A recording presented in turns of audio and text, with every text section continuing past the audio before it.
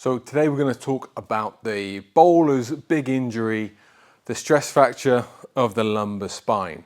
And for us, what goes into it, why does it happen, and how can we make sure and give the bowler the best chance that it doesn't happen again? Because one of the big frustrations we see, and we talk to players all the time who've had stress fractures and had them multiple times, because typically what happens is someone gets a stress fracture, you rest as you would do a normal bone break, because essentially that's what it is. But then it's the rehab pattern that comes back from that lets the player down massively. And that's where we step in, because the thing with the stress fracture is we have to understand why it's happening, okay? It shouldn't just happen. The skeleton's a steady bit of kit. It's evolved over a fair few years to be pretty tough and hard wearing. So why all of a sudden a kid as young as 12, 13, 14 getting essentially bone breaks in the spine, and why are we just happy for it to happen? So for me, we have to dive right in and talk about everything through the body, about what's going on and why it ends up like this. Because what a stress fracture is, it's a culmination of everything else which is happening that ends up causing the stress fracture. Unfortunately, rehab is predominantly based on just rest, load, walkthroughs, try and bowl again. But we're not getting anywhere near the actual issues when we're doing that, and we're letting the player down. So a lot of people talk about stress fractures and it's about the action and workload, okay? But for me, we have to understand deeper than that. Why does the action actually look like it does? The only reason the action looks like it does is because of your body and your body's ability to do all the different physical things that we need it to, whether it be co-contraction, motor control, mobility, stability, output of strength, output of force, output of power, sequencing. All these things go into it. So when you assess the body, you start to understand why. You start to pick apart the things that are going in to actually the stress fracture happening. And that's key, because if we don't know that, then we're going to be in this cycle of just rest and think we're going to be okay with just a little bit of load, or just trying to get that stronger, which we'll cover in a sec as well. And these things are actually the downfall of fast bowlers, and that's why, like I said, bowlers are getting multiple stress fractures. So why does the stress fracture happen? It happens when we are repeatedly in the position of lateral flexion and extension and rotation. So we see the pars absolutely crushing on each other, impinging on each other from that lateral flexion, and over time, and not much time now, that will cause a stress reaction, a stress fracture, which could be either complete fracture or an incomplete fracture. But it comes from bowling. Of course it does. But it doesn't mean every bowler is going to get one. It comes from bowling, but it could be, we've seen spinners get them, we've seen youngsters get them when they haven't had a mass amount of load. Now, we've done videos on bowling workloads and things like this. If we're at a chronic workload of somewhere between 15 to 20 for youngsters, if we're about maybe 20 to 30 or 35 for pros, we know we're going to be okay. Obviously, we want to avoid huge spikes in workload going from 5 every week to suddenly 40 in a week. We're probably going to disrupt the skeleton a little bit and maybe pick up a few injuries. But the stress fracture isn't happening just because of load. It's happening because of what we're doing with the body, and then the load on top is hammering it. Imagine you've got a car and one of the wheels isn't quite facing straight, and you just drive around town. The car might be fine for a long time, and then suddenly you drive from Cornwall to Scotland, and there's an issue because suddenly it's had to do a lot more. It's the same with the body. And that's why as well, just saying for someone who's got a lot of back issues, let's just take the load down, you're not fixing anything. You're just kicking it down the curb. We want to fix the issues, okay? So let's talk about what happens with the body. It's a system of joints where we want to see mobility and stability on top of each other. So let's go straight here, the pelvis area, the lumbar spine, the trunk. We want that area, this area, to be really, really stable. That's crucial. Can we have the stability here? I mean, even when we look at the discs, around the lumbar, they only move around, well, they should move around 3 degrees each way. That's not much at all. So having stability there is crucial. But what we need as well on top of that is a rib cage and thoracic spine, which has got mobility in. We need the same at the hips.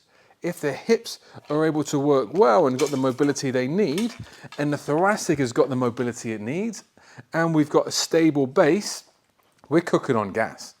But what we see so often is the opposite. We see a thoracic, a rib cage and upper back, which is locked down and guys hardly being able to get out of there. We see hips, hip internal rotation, hip extension, which is really low as well. And then we see ankles. Now we go all the way down here. We should have freely movable ankles and have a decent amount of dorsiflexion. We see that limited. We see glutes and the glutes and the core relationship, not there. You know, sequencing the body, not there. And that's where we start, and that's where we unpick. And that's why the key thing into all injuries, but particularly stress fracture, is assessing. Because when we get sent a video of a bowler and they've got that mass lateral flexion, they've got that history of back injuries, they've got a history of stress fractures, the first thing we think isn't, right, what do we need to do to strengthen the back? That's the last thing we need. What we need to understand is what is leading to this, okay? So that's why we look at ankle dorsiflexion. We look at knee stability. We look at hip internal rotation, hip extension. We look at the ability to move the thoracic. We look at how you actually load the spine, how you sequence, what your control's like. That is the crucial thing. And then we look at the bowling. You know, when it comes over to bowling, we look at hip-shoulder separation, how this pelvis moves, how we want it front foot contact to have the pelvis forward and the thoracic open. To have that, we need the stability at the trunk. To be able to have the rib cage open and thoracic open, and to come through creating that hip-shoulder separation, helping that oblique sling. Really important. Unfortunately, what we see so often is almost the opposite, where we've got the pelvis back and the ribs forward. So it's almost the other way of hip-shoulder separation, which we don't want, because then we're forced to try and use force to get the ball down there instead of the kinetic chain, instead of the sequencing, which is absolutely crucial. So then we got to dive in and say, right, you know, this is where we come back to Steph's work on hip and knee DOM bowlers. And then also we can look at guys who have done papers on stress fractures.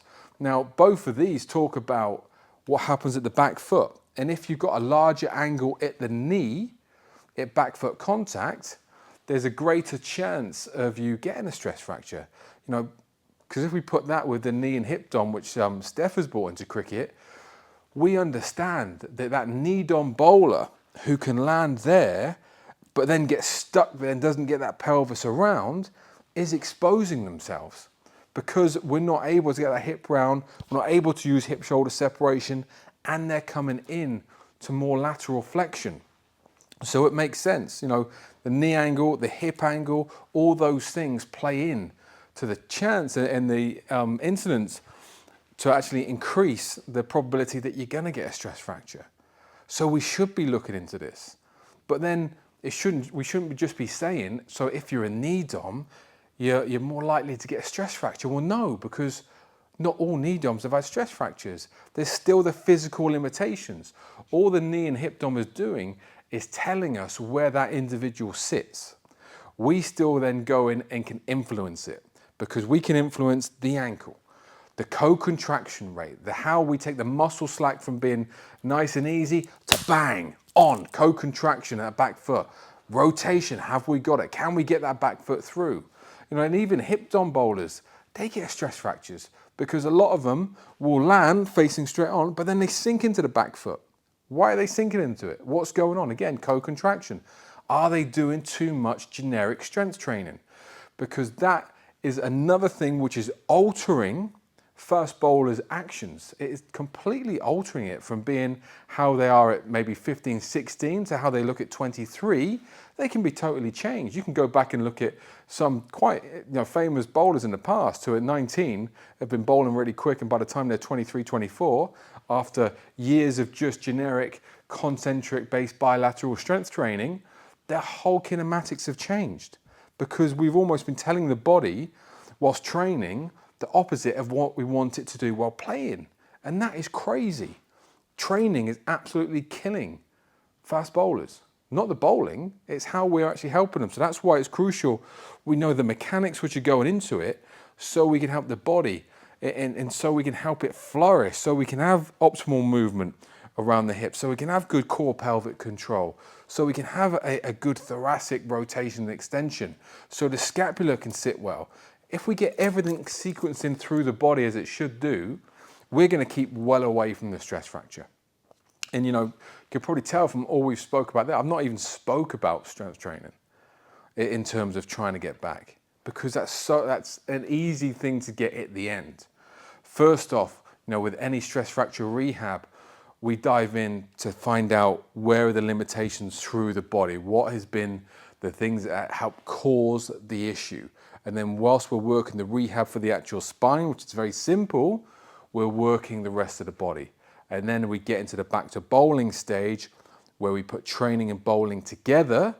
And hopefully we've got rid of a load of the roadblocks, which is stopping the action, so that then we can get the bowler back, but with an action which is a hell of a lot safer, a body which is more robust, can cope with it, and also an action which is so much more efficient and quicker. Because here's another thing, pace often comes when people are just trying harder, which leads to more falling over, leads to more lateral flexion, leads to losing the action. Whereas if we actually have a body which is efficient, sequencing, and then can actually output force, we see an action which is safe and quicker and more consistent. Okay, so that is the overview of the stress fracture. It's, it can be quite complex, but when we always start with the body and get the body working right, understand what's going on, why the body and how the body's working is influencing the action, then we can jump out of that. Then we can build that safe, effective action, which will keep you on the pitch enjoying your cricket. Speak soon.